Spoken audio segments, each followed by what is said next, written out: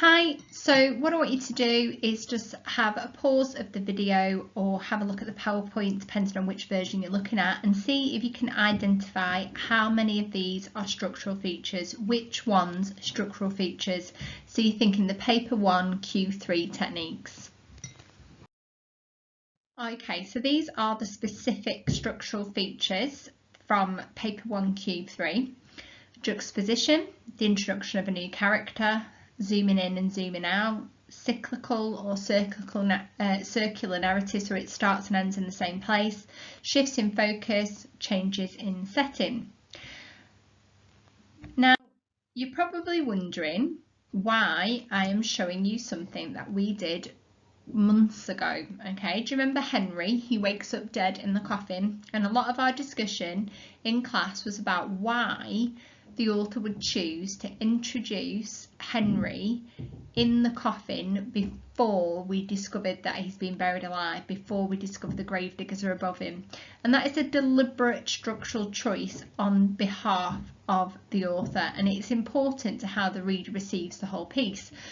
So on the left hand side you can see all the different types of structural features. So how does this apply to poetry?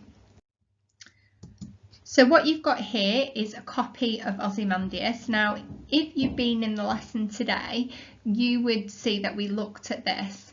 And what we can pick out is we can pick out some of these structural features. So, for example, it starts quite closely focusing on the statue of Ozymandias. It narrows the focus onto the trunkless legs of stone and the head, and then it zooms out at the end towards the lone and level sands that stretch far away. So we could talk about where it starts and where it ends, why it zooms in, why it moves out. It starts off with the statue, it shifts to the sculptor, and then it focuses on Ozymandias. So we could talk about that. Okay, the fact that it flashes back to Ozymandias in that moment is important because it shows that these things fade. So you can look at all these structural devices. If we look at London, again, it's very similar. It's very much a journey. Okay, we've got the juxtaposition at the end, the marriage hearse, which is, you know, what transports dead bodies. So the idea of marriage, which is the start of kind of new life, juxtaposed with death, showing that there's no hope in London at this time. We've got the repetition of every that runs throughout. We've got the changes of setting from the Thames to the church, to the palace, okay, to the streets. We could talk about the shifts in settings. We can talk about the foreshadowing with the blackening church, you know, showing that things are deteriorating and religion is becoming quite bad. So we can use a lot of these structural features. So this is an example response from paper 1 Q3, and I'm not going to go into this in too much detail. If you want to pause it and have a look, you can. But what we've got here, it's effectively red is the what technique has been used, so at the beginning. Yellow are supporting quotations and references, and green is the effect on that. So poetry is no different. What structural technique has been used, where is your evidence of that, and why has the writer chosen to include that technique? So just a brief overview of the structure of London. So London is divided into 4 stanzas with an AB rhyme scheme, which is basically lines 1 and 3 rhyme and lines 2 and 4 rhyme, and that's repeated throughout the poem. And we could say that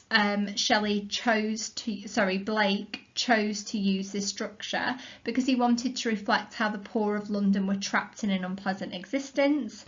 We can talk about how the poem is structured, so the reader is touring through the city with Blake, taking in the sights as in the first stanza, and then including the things he sees as he wanders through the streets. It's definitely a build-up of century description, and this build-up leads to him becoming quite contemptuous, which means angry about the institutions of power which have combined this situation. And the poem ends with the juxtaposition of the marriage hearse, which is not only a comment on marriage. I don't think Blake was particularly keen on that institution, but it's also a comment on the city itself. So Blake's particular choice of last word, you know, hearse, a vehicle for transporting the dead, summarises his views on the diseased city. It's a very depressing ending, and perhaps Blake wanted his audience to rise up against the manacles that bound them. So Ozymandias is a sonnet, which is an unusual style of choice of style for a poem, because it's traditionally a love poem. And again, we can think about that structural choice. Perhaps has Shelley chosen this form because the ruler who created the statue loved himself? You know, it's an egotistical poem for an egotistical man.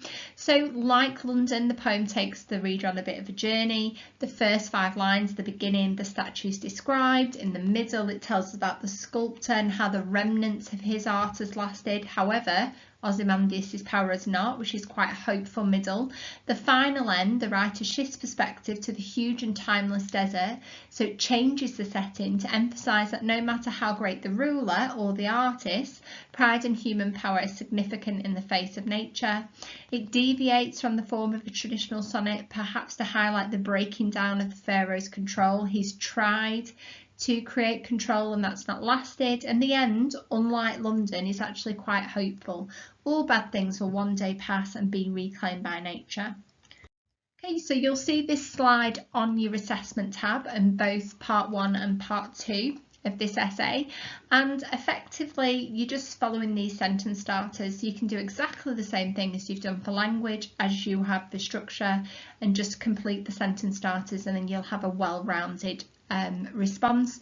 You're looking at maybe 1 paragraph for this, potentially 2, depending on how much you've written for language.